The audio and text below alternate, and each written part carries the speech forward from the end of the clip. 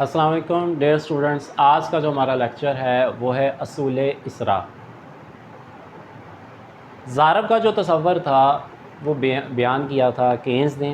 Keynes के मुताबिक जब सरमायाकारी के अंदर इजाफ़ा होता है तो उससे कौमी आमदनी में कई गुना ज़्यादा इजाफ़ा होता है। इसके मुताबिक y is equal to function of i।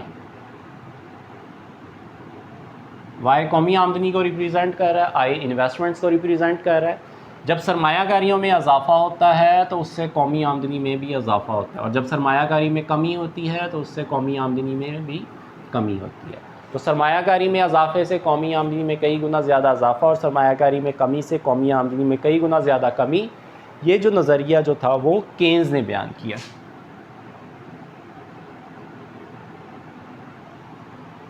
जबकि असूल इसरा जो है वो इसका बिल्कुल अपोजिट है। असूल इसरा के मुताबिक इन्वेस्टमेंट जो होती है ये बेस करती है आपकी आमदनी के ऊपर। अगर आमदनियों में इजाफ़ा होगा, कौमी आमदनी में इजाफ़ा होगा, तो उससे सरमायाकारियों में भी इजाफ़ा होगा, और अगर आमदनी में कमी होगी तो उससे कौमी आमदनी में भी जो होगी वो कमी वाक़ई होगी। यानी कि आमदनी में इजाफ़े की वजह से सर्फ़ी अखराजात में इजाफ़ा होता है। इस सर्फ़ी अखराजात में जब इजाफ़ा होता है तो मार्केट में उस चीज़ की डिमांड बढ़ती है। उस डिमांड को पूरा करने के लिए प्रोड्यूसर अपनी इन्वेस्टमेंट के अंदर जो होता है वो इजाफ़ा कर लेता है।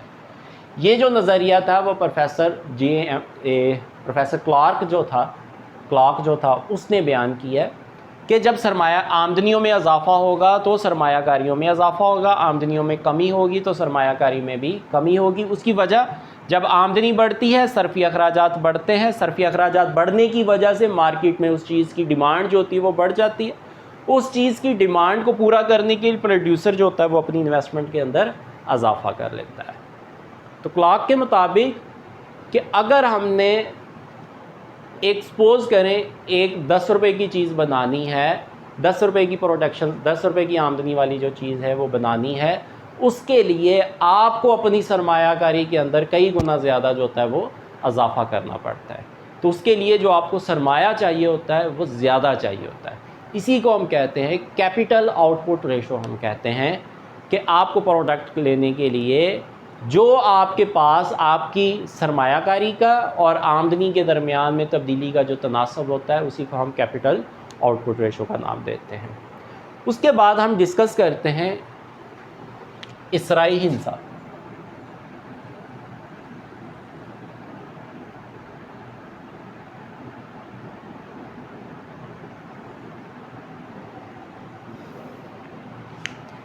क्लार्क के मुताबिक अगर आपके पास i is equal to function of y है,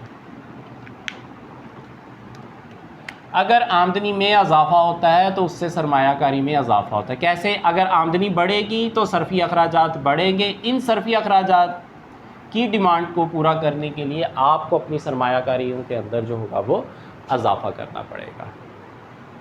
अब यहाँ पर कितना इजाफ़ा करना पड़ेगा ये आपको इसराई हिंसा जो होगा वो बताएगा।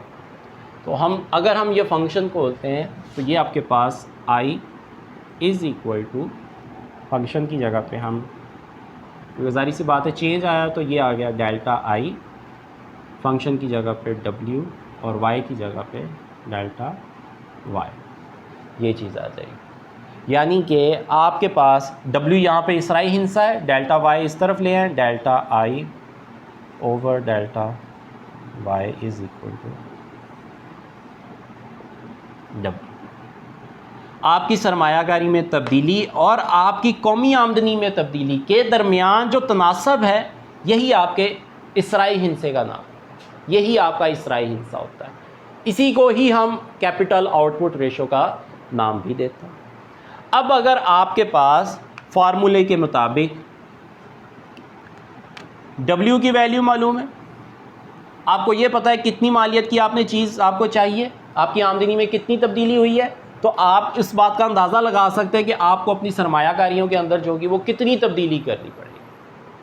तो इसराई हिंसे के ज़रिए जो होता है वो आप इसको जस्टिफाई कर सकते हैं, आप इसको फाइंड कर सकते हैं कि आपके पास अगर आपकी आमदनी में तब्दीली होती है और आपके पास इसराई हिस्से की वैल्यू जो है वो आपको मौजूद है, तो आप किस तरह से अपनी कौमी आमदनी में जो है वो तब्दीली, कौमी आमदनी को मेजर करने के लिए या कौमी आमदनी यहाँ पर जो डिस्कस हो रही है आपके पास, उसको पैमाइश करने के लिए या उसमें तब्दीली की वजह से आपको कितनी सरमायाकारी में तब्दीली करनी पड़ेगी। सपोज़ करें आपके पास यहाँ पर फार्मूला बन गया W is equal to delta Y over delta I। Delta I over delta Y है आपके पास। अगर आपको यहाँ पर जो है 100 रुपये की अगर आपकी आमदनी में तब्दीली हो रही है, तो इस आमदनी में तब्दीली की वजह से आपको जो मौजूदा सरमाया है, आपको अपनी इन्वेस्टमेंट में जो तब्दीली करनी पड़े, अगर वो 500 की करनी पड़े, तो इसराई हिस्से की जो वैल्यू होगी वो आपके पास 5। और अगर आपको ये मालूम है W डेल्टा Y, W आपके पास 5 है और आपके पास जो आमदनी में तब्दीली हो रही है वो आपके पास 100 की है, तो आप ये जस्टिफाई कर सकते हैं कि आपको अपनी सरमायाकारी में जो तब्दीली करनी पड़ेगी वो 500 की करनी पड़ेगी। यहाँ पर एक और साथ में चीज़ें, थ्योरी जो होती है वो साथ में हम डिस्कस करते हैं कि हम ये जो अपनी सरमाया आमदनी में तब्दीली की वजह से हमारी सरमायाकारी में जो तब्दीली हो रही होती है, इसमें ये जो तब्दीली हम करते हैं ये पॉजिटिव भी होती है और ये आपके पास नेगेटिव भी होती है। अगर किसी भी प्रोजेक्ट में आपकी जो हालिया आमदनी है, जिसे हम कहते हैं YT, मौजूदा टाइम पीरियड की जो इनकम है, वो ग्रेटर दैन हो YT-1 प्रीवियस टाइम ड्यूरेशन से, तो वहाँ पर सरमायाकारी जो होगी वो हमारी खालिस सरमायाकारी होगी कि हमारी जो आमदनी है वो अगर मौजूदा टाइम पीरियड में ज़्यादा है किसके मुकाबले में, पिछले प्रीवियस टाइम ड्यूरेशंस में, तो वहाँ पर जो सरमायाकारी होगी वो खालिस सरमायाकारी होगी। और अगर यहाँ पर यही चीज़ आ जाती है कि YT लेस देन है YT-1, कि यहाँ पर जो मौजूदा आमदनी है वो कम है किससे, आपकी प्रीवियस आमदनी से, तो वहाँ पर जो इन्वेस्टमेंट होगी वो ना खालिस होगी आपके पास, या ना सरमायाकारी या मनफी सरमायाकारी होगी। तो यहाँ पर मुस्बत सरमायाकारी और यहाँ पर मनफी सरमायाकारी जो होगी वो आपको देखने में नजर आएगा। और यही जो आपका फार्मूला होता है जो हम लिखते हैं W इज़, अगर हम इसको जस्टिफाई करते हैं, I is equal to function of Y, तो delta I equal to W and delta Y।